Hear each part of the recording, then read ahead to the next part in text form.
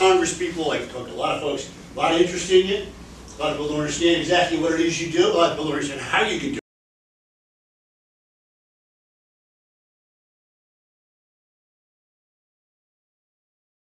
it. Don't they have a lot of weight to carry? Yeah, they do. Don't they wear a big helmet? Yeah, they do. Is it dangerous? Yeah, it is. They're Marines. Guess what? That's what Marines do. You know? Yeah, but they're late. No, they're Marines. They're Marines. They're Marines. So the example you said is absolutely great. And I think you all don't know it again. You're all kind of, you know, it's just a job. You're going to go down in history. You're going to go down in history if you're written about. 40 years from now, people will be writing books about you, and they'll be talking about you. And you'll be an example to the next generation of ladies that comes along. And I truly mean that. You are making history in what you're doing on a daily basis.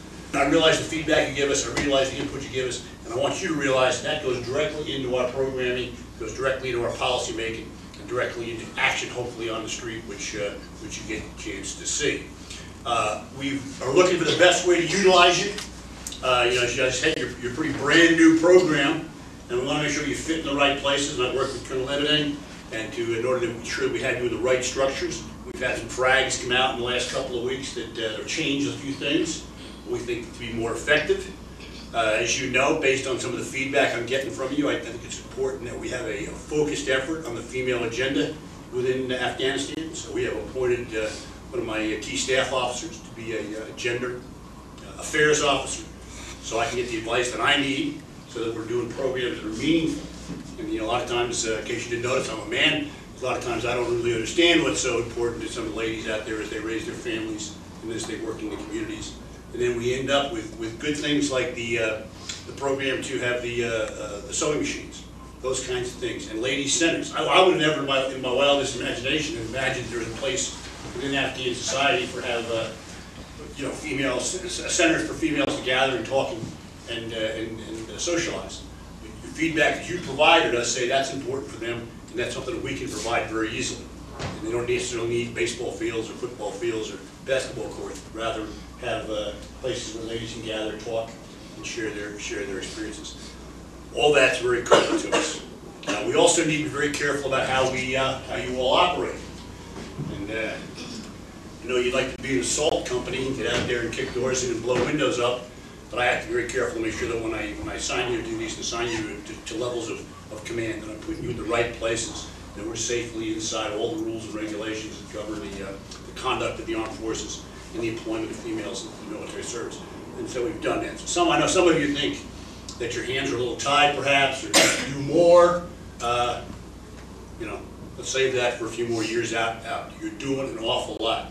You were doing things that 3 or 4 or 5 years ago, when I first came into Iraq back in 2003, we would never thought of having female Marines as far forward as you ladies all are on a daily basis. So I get out and about and see some of the places where you work and live. It's pretty rustic out there. But you all seem to survive. You know, I never get any complaints. I'm always expecting one of you to come up and tell me something terrible. I never get anything. So I'm going to assume you're just you know, singeing it up and carrying on. You're doing a great job. The feedback I get from the battalion commanders, from the company commanders, from all the Marines out there is that you're a hugely valuable asset. That you are very, very, you know, they like more of you out there on the field. And that's for the next step in the development of how we use our Fed teams. As you can know, all of the other services have jumped on this. All of them, you know, light bulb has come on. Gee, there's this hugely valuable asset we got out there that we can use. So the Army's got a Fed program now coming up. They think it's very valuable. They're modeling it off of you all, and I think it's going to be as successful for them as it is for us. I think one of the other roles that you do, one of the other very important things that you do, that you probably don't even realize that you do, is the image you project and the models that you set and the example that you set every day out there for the local Afghans. Again, I deal with a lot of Afghan senior leaders, and I get out and about and I see a lot of people, and they are truly amazed at the contribution you all make. When you take your, when you come into a town on a patrol, you come in on a mission, and you're dressed up like, you know, the Teenage Ninja Turtles there with all the gear on, and you got dark glasses and the helmet pulled down and gear. Nobody knows whether you know exactly what gender you are.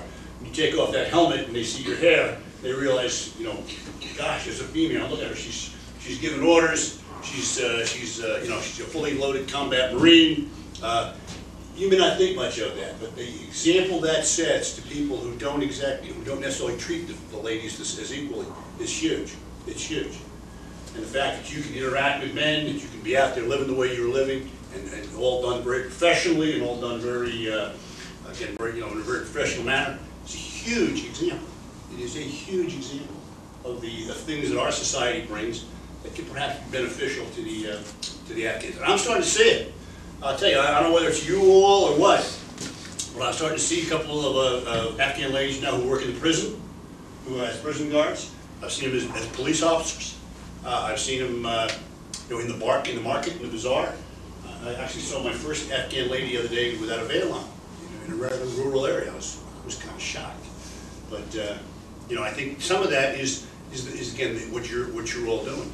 You don't probably think that's much of a big deal.